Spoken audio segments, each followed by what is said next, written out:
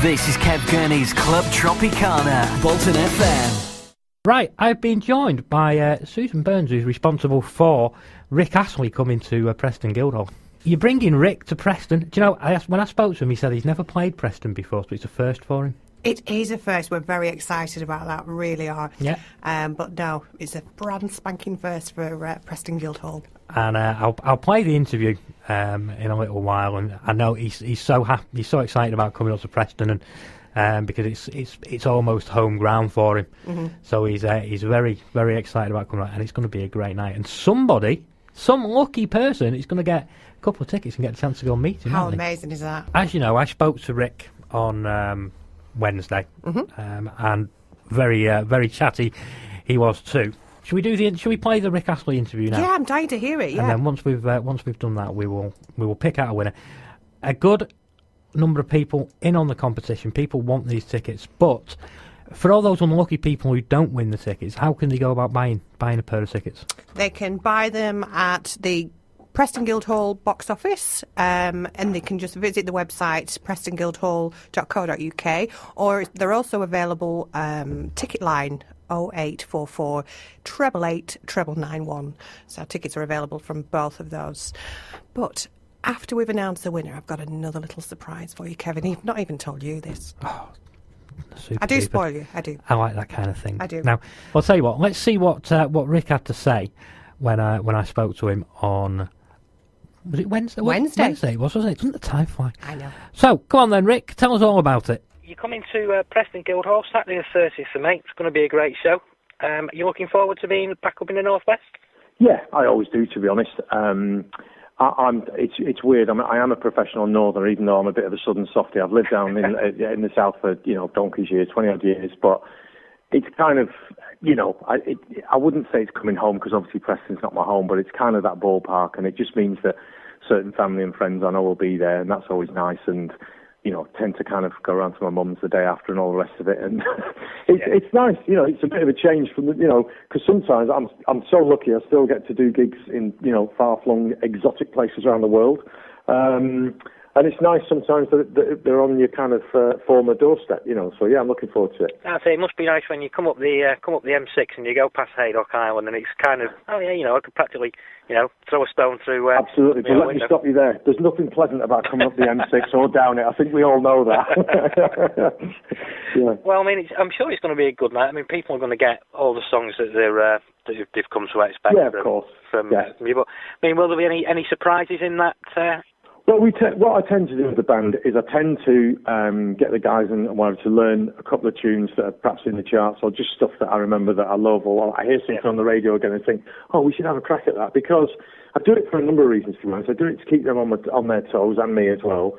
And I also do it because I do some corporate gigs here and there, different places and what have you. And sometimes I kind of think, well, they've booked me to hear, Never Gonna Give You Up Together, for all of that, but it's also basically a party as well, do you know what I mean? And I am aware of that, so it's nice to have a few bits of ammunition that you can kind of just, pull a song out here and there. So, and we just tend to have them, sat there in the set list, and if I fancy playing it, we do. So we'll see how it goes, But I am also aware that it's my name on the ticket, and, people would lynch me if I didn't do my old hits, and I'm fine with that. I had such a long break away from it that I don't have that thing about, that I'm jaded and bored of singing Never Gonna Give You Up, because, I've only been doing it again for, a number of years again now, so, yeah.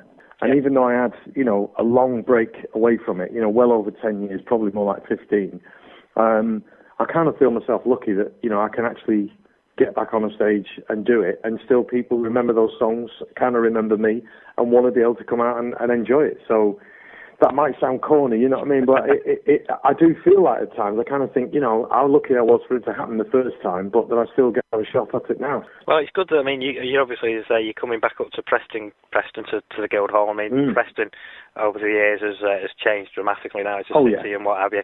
Yeah. So I'm sure there'll be a great turnout. It's a great venue.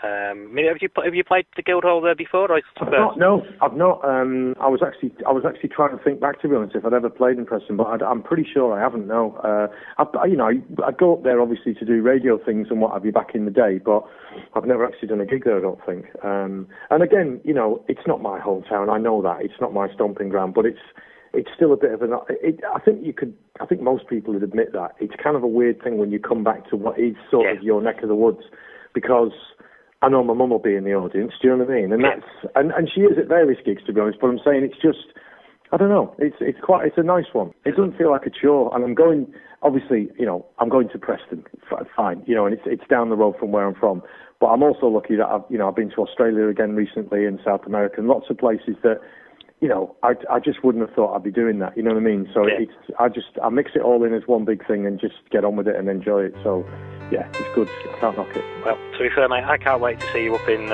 Preston. I will be singing, I will be dancing. I won't be able to move or talk on the Sunday, I have no doubt whatsoever. Okay, good stuff. I'll be like that, but thanks for coming on the show, mate. Cheers, thank you, Kevin. Thanks for having me on. I will see you in Preston. Good stuff. Nice one. See you then. Cheers, thank you. Bye-bye. But we have a winner for our Rick Astley competition. If I'd have been thinking what I was doing, we'd have the drum roll set up now, but I'll have to... And the winner is... It's... Dramatic pause. Kirsty. Kirsty, congratulations. You have won a pair of tickets to go and see Rick Astley performing, and you'll get to go... When is he doing the meet and greet after the show? No, he'll be doing that before the show. Before the show. Yeah. You'll get to go meet him and do your picture with him, get your selfie with him, all that kind of thing. Yeah. And he's a nice guy, so I'm sure there'll be no problem with all that kind of palaver. I will be in touch. I've got all the details, the email addresses and mobiles and stuff like that. I will be in touch in the next day to. We'll sort out get how to pick up your tickets and that kind of thing. Yep. So there you go, a very lucky winner, and there's an added bonus as well. I just felt really sorry for all the people that have entered, and probably are really quite heartbroken right now. So I just wanted to let you know that if you head over to the Guild Promotions Facebook page, there is another competition running until the 30th of April.